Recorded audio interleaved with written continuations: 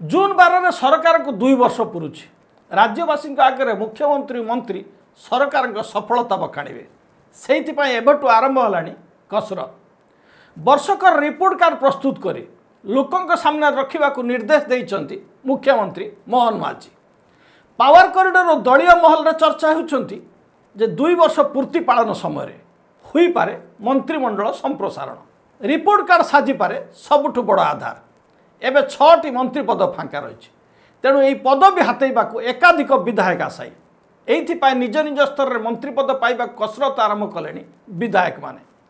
किछि दिन पूर्व ओडिशा आसथिबा राष्ट्रीय बीजेपी सभापति अधूरा काम सारिबा निर्देश देइथिले। कोर कमिटी और मंत्रिस्तरीय बैठक में ए बाबद चर्चा होइथिबा अनेक सूचना मिली।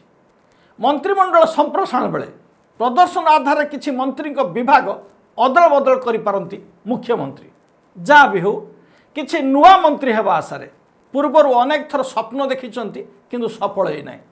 एथर कौन हेउची देखिबाकू बाकी कौन मंत्रिमंडल संप्रसारण हेबो ना एमिति चालिबो जेमिति चालिछि विगत 2 वर्ष आज जाए बंटा होई पारे निगम अध्यक्ष प्रकृतर समस्या केउठी गोष्ठी कंदल ना चाहू नाहंती सरकार।